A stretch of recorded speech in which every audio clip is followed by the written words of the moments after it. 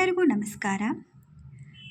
GPSTRನ long ಕ್ವಶನ್ಸಿಗೆ ಸಂಬಂಧಿಸಿದಂತೆ ಇದು ಕನ್ನಡದ ದೀರ್ಘ ಉತ್ತರ ಬಯಸುವ ಪ್ರಶ್ನೆ ಪತ್ರಿಕೆ ಆಗಿತ್ತು. ಇದು ನಮ್ಮ ಬರಹವನ್ನು ಪರೀಕ್ಷಿಸುತ್ತದೆ. ಅಂದರೆ ನಮ್ಮ ಬರವಣಿಗೆ ಯಾವ ಶೈಲಿಯಲ್ಲಿದೆ, ನಮ್ಮ ಅಕ್ಷರಗಳು ದುಂಡಾಗಿರುವುದರ ಕುರಿತು ಹೇಳುತ್ತದೆ.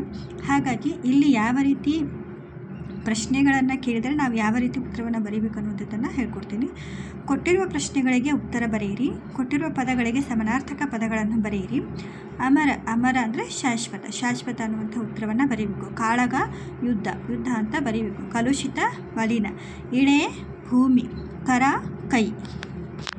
5 ಅಂಕಗಳಿರುತ್ತೆ. 5ಕ್ಕೆ ನೀವು ಒಂದೊಂದು ಪ್ರಶ್ನೆಗೂ ನೀವು ಒಂದು ಸಮಾನಾರ್ಥಕ ಪದವನ್ನು ಬರೆದರೆ ನಿಮಗೆ 5 ಅಂಕಗಳು ಬರುತ್ತದೆ. ಈ ಒಂದು ಬರೆಯುವಾಗ ನಿಮ್ಮ ಅಕ್ಷರಗಳು ದುಂಡಾಗಿರಬೇಕು, ನೀಟಾಗಿರಬೇಕು. ಕಚ್ಚಿಪಿಚ್ಚಿ ಅಂದರೆ ಗೀಚಾಡಬಾರ್ದು, ಅಲ್ಲಿ ಹೀಗೆ ನೀಟಾಗಿ ಬರೀಬೇಕು. ನೀವು ಕೊಟ್ಟಿರುವ ಪದಗಳಿಗೆ ವಿರುದ್ಧಾರ್ಥಕ ಪದಗಳನ್ನು ಬರೆಯಿರಿ. ಇದು ಕೂಡ 5 ಅಂಕಗಳಿಗಿದ್ದರೆ. 6ನೇದು ಅನುಕೂಲ ಅನಾನುಕೂಲ, ಕ್ಷಯ ಅಕ್ಷಯ, ಜ್ಞಾನಿ ಅಜ್ಞಾನಿ, ಪ್ರಿಯ ಅಪ್ರಿಯ, ಸಹಕಾರ ಅಸಹಕಾರ. ಕೊಟ್ಟಿರುವ ನುಡಿಗಟ್ಟುಗಳ ಅರ್ಥವನ್ನು ಬರೆಯಿರಿ. 11 ಇಲ್ಲಿ ಯಾವ ರೀತಿ ಪ್ರಶ್ನೆಗೆ ಉತ್ತರವನ್ನು ಬರೀಬೇಕಿತ್ತು ಅಂತಂದರೆ, ಪ್ರಶ್ನೆ ಸಂಖ್ಯೆಯನ್ನು ಹಾಕಿ ಆ ಪ್ರಶ್ನೆ ಸಂಖ್ಯೆಯ ಮುಂದುಗಡೆ ಅಡ್ಡದಾರಿ ಹಿಡಿ. ನಿಮ್ಮ ಒಂದು ಬರವಣಿಗೆ ಫಾಸ್ಟ್ ಆಗಿತ್ತು ಅಂತಂದರೆ ಅಡ್ಡದಾರಿ ಹಿಡಿ ಅಂತ ಬರೆದ್ಬಿಟ್ಟು ಮುಂದೆಗಡೆ ಬರೆಯುವುದಿಲ್ಲ. ನಮ್ಮ ಬರವಣಿಗೆ ಫಾಸ್ಟ್ ಆಗಿಲ್ಲ ಅಂತಂದರೆ ಡೈರೆಕ್ಟಾಗಿ 11 ಅಂತ ಬರೋದು. ಅಡ್ಡದಾರಿ ಹಿಡಿ ಅಂದರೆ ತಪ್ಪು ದಾರಿಯನ್ನು ಅನ್ನ ಮಾರ್ಗದಲ್ಲಿ ಹೋಗು ಎಂದರ್ಥ. ಕುಗ್ಗಿ ಹೋಗು ಅಂದರೆ ಆತ್ಮಸ್ಥೈರ್ಯವನ್ನು ಕಳೆದುಕೊಳ್ಳುವುದು. ಕಾಲೂರು ಅಂದರೆ ಬೇಡಿಕೊಳ್ಳು. ಅರಣ್ಯರೋದನ ಅಂದರೆ ಮನಸ್ಸು ತುಂಬಿ ಅಳುವುದು. ನಮ್ಮ ಕಷ್ಟ ಯಾರಿಗೂ ಗೊತ್ತಾಗದಂತೆ ಅಳುವುದು ಅಂದರೆ ಅರಣ್ಯರೋದನ ಅಂತಂದರೆ ಅಳುವುದು. ನೀರಿಗೆ ಹಾಕು ಅಂದರೆ ಮೋಸ ಮಾಡೋಲ್ಲ, ವ್ಯರ್ಥ ಪ್ರಯತ್ನ ಮಾಡುವಂಥ ಅರ್ಥ.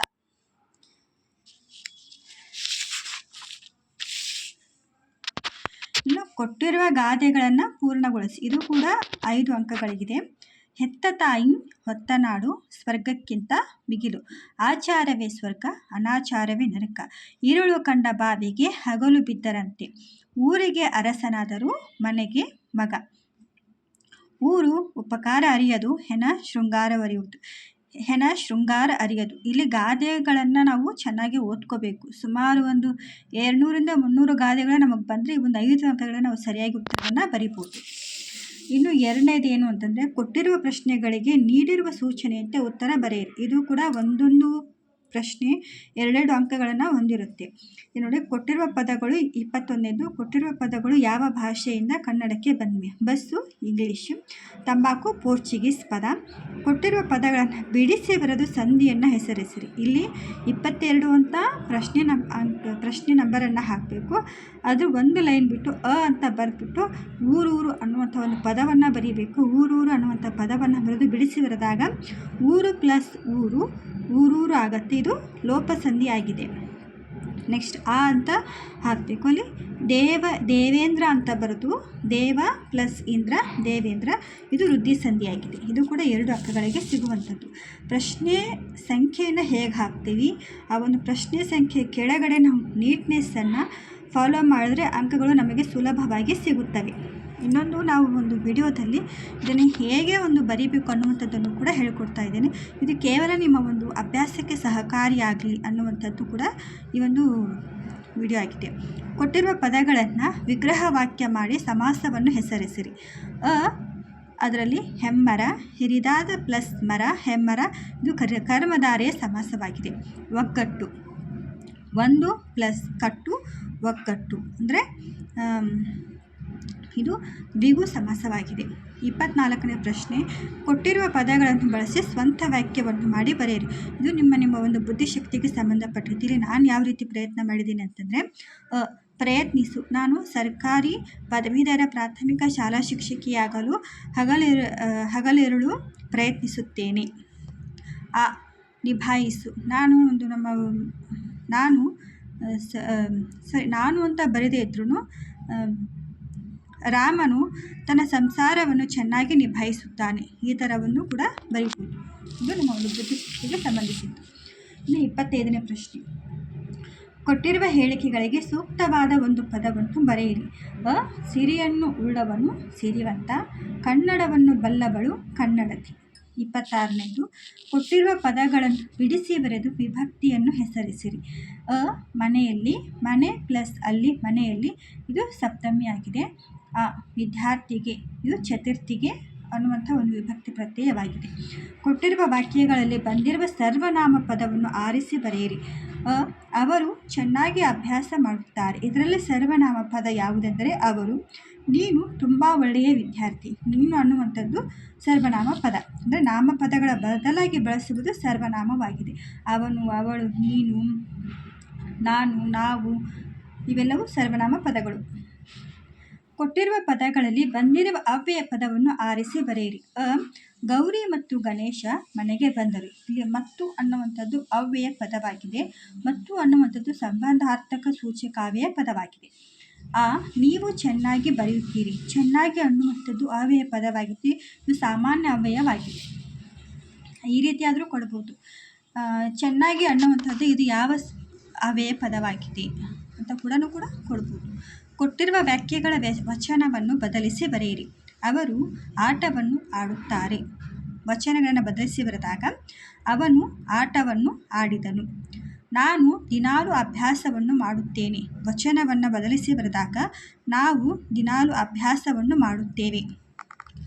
30ನೇದು, ಮೊದಲೆರಡು ಪದಗಳಿಗೆ ಇರುವ ಸಂಬಂಧವನ್ನು ಗುರುತಿಸಿ ಮೂರನೆಯ ಪದಕ್ಕೆ ಸರಿ ಸಂಬಂಧ ಹೊಂದುವ ಪದವನ್ನು ಬರೆಯಿರಿ. ಶ್ರೀಲತಾ ಅಂಕಿತ ನಾಮ, ವಿದ್ಯಾರ್ಥಿನಿ ಅನ್ವರ್ಥಕ ನಾಮವಾಗುತ್ತೆ. ತೆಂಕನ ದಿಗ್ವಾಚಕವಾದರೆ 50 ಸಂಖ್ಯಾವಾಚಕವಾಗಿದೆ. ಈ ರೀತಿ ನಾವು ವಾಚಕಗಳನ್ನು, ನಾಮಗಳನ್ನು ಸರಿಯಾಗಿ ಅಭ್ಯಾಸವನ್ನು ಮಾಡಬೇಕು.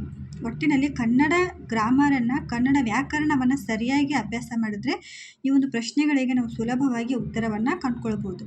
31ನೇ ಪ್ರಶ್ನೆ, ಕೊಟ್ಟಿರುವ ವಾಕ್ಯಗಳನ್ನು ಭವಿಷ್ಯತ್ ಕಾಲಕ್ಕೆ ಪರಿವರ್ತಿಸಿ ಬರೆಯಿರಿ. ಇದು ಕೂಡ 2 ಅಂಕಗಳಿಗಿರುತ್ತೆ. ವಿದ್ಯಾರ್ಥಿಗಳು ಪರೀಕ್ಷೆಯನ್ನು ಬರೆದರು. ವಿದ್ಯಾರ್ಥಿಗಳು ಪರೀಕ್ಷೆಯನ್ನು ಬರೆಯುವರು. ಭವಿಷ್ಯತ್ ಕಾಲಕ್ಕೆ ಪರಿವರ್ತಿಸಿದಾಗ ಆಗುತ್ತದೆ. ಶಿಕ್ಷಕರು ಪಾಠವನ್ನು ಬೋಧಿಸುತ್ತಾರೆ. ಭವಿಷ್ಯತ್ ಕಾಲಕ್ಕೆ ಪರಿವರ್ತಿಸಿದಾಗ ಶಿಕ್ಷಕರು ಪಾಠವನ್ನು ಬೋಧಿಸುವರು.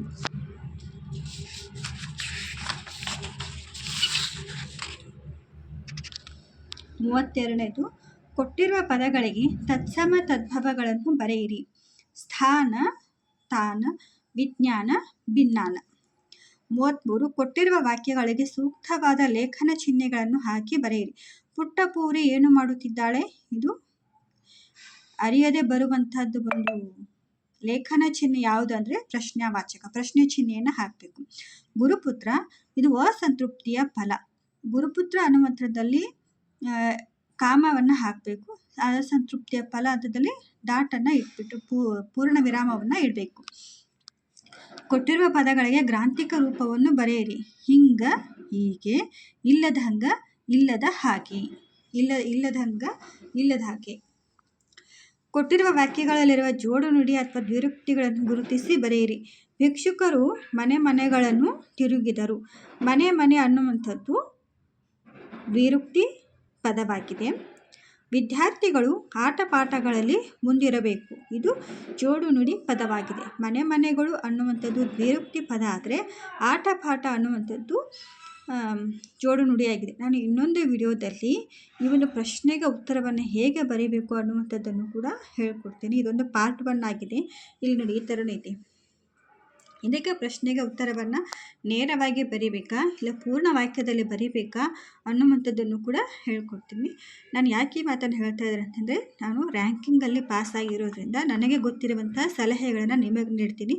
ನೀವು ಕೂಡ GPSನಲ್ಲಿ ಪಾಸ್ ಆಗಬೇಕು ಅನ್ನೋದೇ ನನ್ನ ಒಂದು ಹಾರೈಕೆ.